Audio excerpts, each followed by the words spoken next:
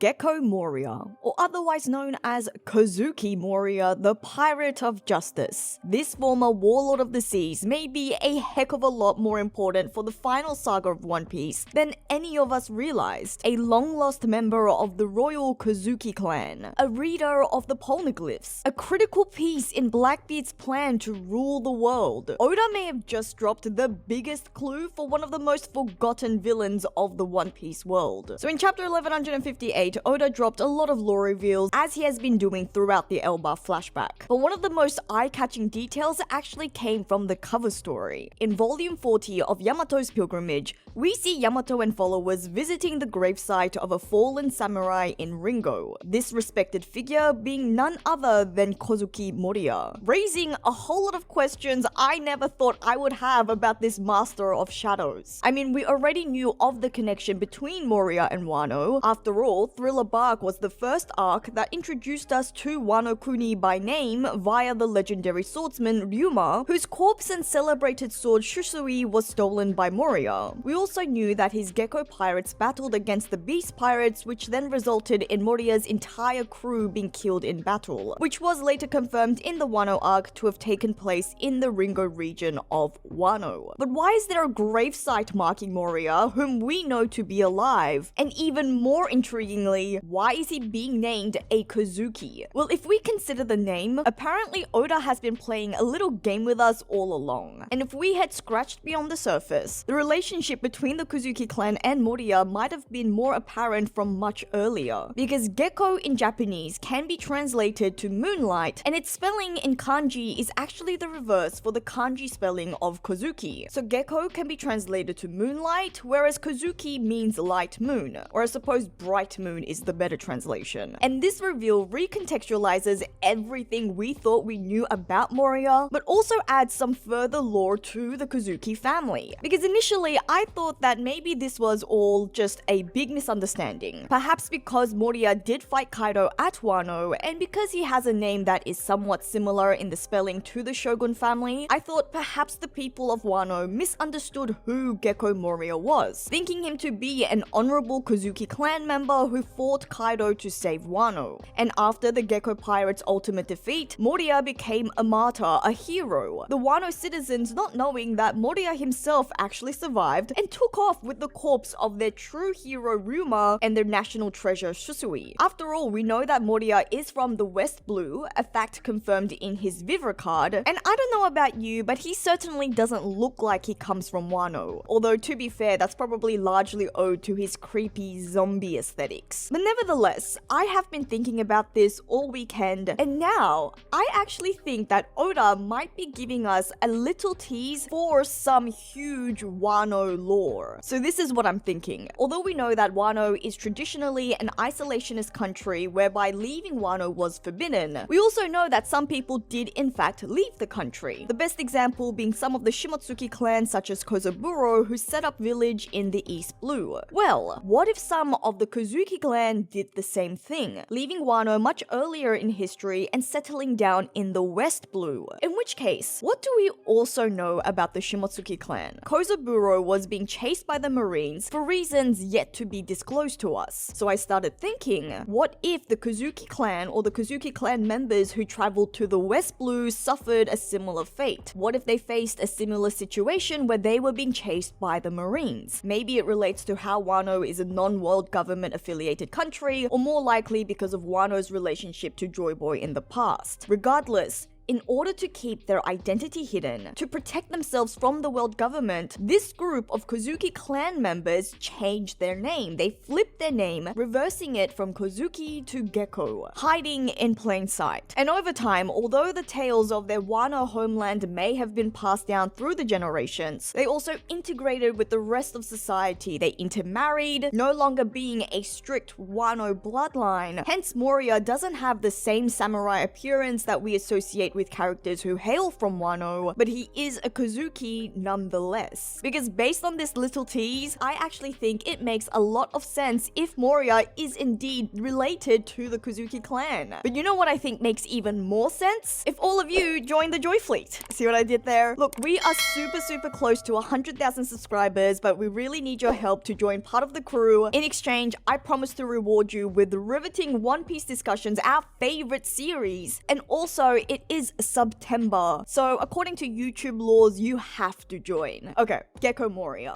or Kozuki Moria. In my opinion, Moria, generally speaking, ranks pretty low in One Piece fans' opinions about villains throughout the series. I mean, I often don't see people claiming that Moria as their favorite villain. And to be fair, there is an impressive cast of villains to choose from, so Oda hasn't made this an easy choice. And when you compare Moria as someone with a quite goofy design whose main power comes from relying on others rather than his own strength, it's not hard to understand why most fans would favor other villains. But regardless of fan opinion, I think it is pretty clear from the series itself that Moria is actually hugely important to the story. Much more than we realize at first glance. Maybe we should have realized it from the moment that he declared his ambition to become the Pirate King, a dream he shares with Luffy. And after finding out his failed attempt to defeat Kaido, he's almost like yet another failed Joy Boy. And when you dissect his character, his relationships to other characters in the series, and his arc overall, he has actually been written to be tied to so many important figures and significant events in the series' history. For example, Moria is one of the characters present at Roger's execution, one of the single most important events that occurred in recent One Piece history, one that kicked off the entire Great Pirate era, defined the modern era of piracy. Moria was there. The Thriller Bark arc, where Moria was the primary antagonist. This is an arc that laid the groundwork for some of the biggest reveals to come. Like I already mentioned, this is the first time we were introduced to Wano Kuni, the land of the samurais, which would not only be intricately relevant for Moria's own story, his potential lineage, but it's also the same country where Zoro's family originally hails from. It's the home to the people who created the Poneglyphs, an ally of Joy Boy, the current hiding place for one of the 3 ancient weapons. And of course, who can forget the birthplace of Luffy's Gear 5th. Wano is where Luffy unlocked his insane Nika powers, perhaps the most groundbreaking reveal we have had in the series to date, the reveal that the Gomu Gomu no Mi is in fact the Hito Hito no Mi model Nika, elevating Luffy's status to the Sun God Nika, the warrior of liberation reborn. And this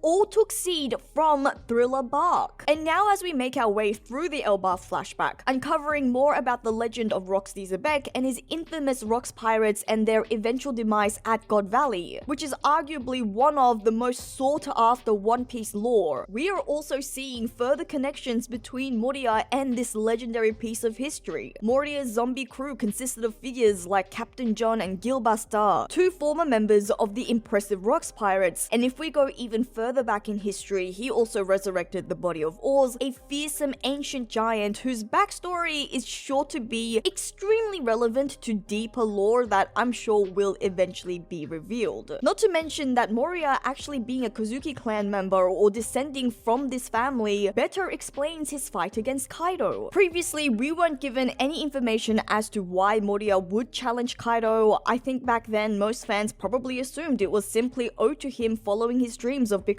the Pirate King. And I guess Kaido, as a former Rocks Pirates member who was now making a name for himself, claiming Wano Kuni, Kaido was a big ticket item that could secure Moria's chance to grow to become the Pirate King. But now, it actually makes more sense that Moria actually chose Kaido because of his ties to Wano. Having heard childhood stories about the land of his forefathers, maybe Moria really did want to liberate his ancestors' homeland. After all, we actually see that Moria is a really loyal guy. He does care deeply for his crew, becoming bitterly affected after Kaido killed his entire crew, and although this developed into a bit of a twisted ideology, turning them into zombies that could never die, it came from the heart of someone who didn't ever want to lose their crew again. Moria is a sentimental guy. When Absalom is captured, he rushes to Hachinosu to save him, fully understanding that he will have to face off against Blackbeard. So it actually kinda makes sense if this really was a fight for honor. Moria really could have cared for Wano. And in my opinion, this is a much better explanation as to why Moria would go out of his way to challenge Kaido on Kaido's home ground. A kingdom that Kaido was then using as his base, meaning that Moria would have been outnumbered, disadvantaged. And then now consider Moria's role in the post-time skip. Despite not drawing as much attention like villains like Crocodile or Doflamingo, Moria has reappeared to be a very important character in the post-time skip era. So immediately following the Marineford War, we found out that the world government decided Moria was unsuited to be one of the warlords, resulting in Doffy to severely beat him up. Although he did manage to escape, surviving the brutal assault, which alone should be commended. And then we don't see him for a while following that, so I have to say he becomes a bit forgettable. Except then, during the Wano arc, he re-enters the story, appearing at Hachinosu to save his crewmate from the Blackbeard pirates. After learning that Absalom was already killed, the last thing we see is Blackbeard offering Moria to join his impressive crew. And I don't know about you, but when I was reading the chapters back then, I fully expected Moria to take up Blackbeard's offer. I mean, surely by this point, Moria would have known that he would also suffer the same fate as Absalom if he declined. But then, as we later find out, he must have bravely refused. And I didn't pay that much attention back then, but in retrospect, that's really impressive. Moria has serious guts. But now it also makes much more sense. If Moria is a loyal guy with a strong will of his own,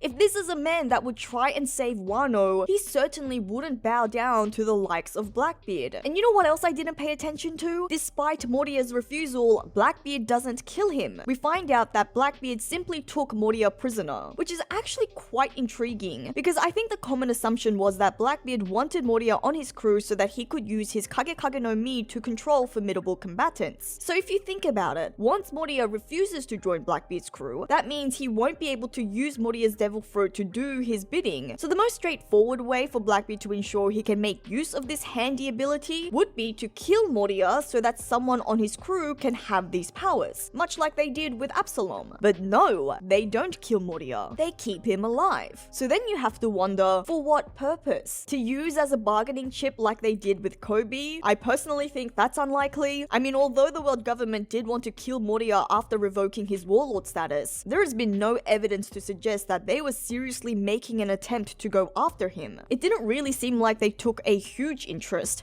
and probably considered him small fry in light of everything else that's been going on in the world. So then what would Blackbeard want from Moria instead? Well, how about Moria's ability to read the Poneglyphs? If Moria is in fact Kozuki Moria and not Gekko Moria, there is a real possibility that the One Piece world has just gained one more person alive who can read the Poneglyphs. In fact, this might have even been part of the fail-safe plan implemented by Wano, which is what led Moria's ancestors to leave the kingdom in the first place. Think about it, you can't leave all your eggs in one basket. If the Kozuki family are the only ones able to decipher the secret glyphs, then it's probably not a smart idea to have them all in just one country, which was proven to be very correct when Kaido took over Wano. So maybe a part of the Kozuki clan left Wano for that reason of wanting to make sure that this critical tradition was kept alive even if something bad happened to Wano Kuni. Maybe this also explains why the Amatsuki and the Shimotsuki clans left Wano as well. The Shimotsuki wanted to pass down their impressive swordcraft maybe, and the Amatsuki for... well look, I can't think of anything right now, but maybe you can fill in the gaps. In any case, my point is, maybe Blackbeard knew about the possibility that Moria could read the Poneglyphs. After all, apart from Shanks, I feel like Blackbeard is the most clued in about all the ancient lore and the secrets of the One Piece world. And perhaps that's the real reason why Blackbeard invited Moria to his crew, and even when he was rejected, that's why he kept Moria alive. We do know that reading the Poneglyphs is a specific goal of Blackbeard's, hence why they abduct Pudding, and the argument could be, if they already had Moria by this point, then why also kidnap Pudding? And I think the answer could quite simply be because Moria still refused to help Blackbeard. Again, Moria is a loyal guy. If he was gutsy enough to face down Kaido in order to protect his ancestors' homelands, brave enough to refuse to join Blackbeard's crew, then I think it's also likely that he would maybe even withstand torture to keep the meaning of the Poneglyphs safe from the wrong hands. Because you know what's even more interesting? In chapter 1126, just before Pizarro reveals to Blackbeard that Moria managed to escape, Blackbeard is ranting on about the scramble for the One Piece, explicitly mentioning the Poneglyphs as one of the critical pieces of the puzzle. So for Pizarro to also have to admit, sorry boss, we also let Moria get away, I can't help but read this scene as if Pizarro knows of the connection between Moria and the Poneglyphs, how critical Moria is to Blackbeard's plan. And so now that Moria has indeed escaped, Oda is clearly weaving him in so that he continues to be a critical figure, but is doing so in the most subtle ways. He's not the center focus, we don't see him all that often, but we keep getting these small nods, little hints, slight nudges. I can really feel Oda grinning from ear to ear as he has planted all of these small little details so that we wouldn't think about Moria too deeply and then one day drop a lore like this and make us reconsider Moria's entire role in the story. His connection to important ancient past as well as the future war for the One Piece. Moria is going to be central to this final saga and none of us knew it. Or maybe you did, but let me know what you think about this Kozuki Moria by leaving a comment below. If you enjoyed today's discussion, please like and share the video. Please also do subscribe, I'd really appreciate it. And you can also help support the channel further by becoming a Patron or channel member like these wonderful people. But as always, thank you so much for listening to another one of my One Piece ramblings. This is JoyGirl and I'll see you again soon.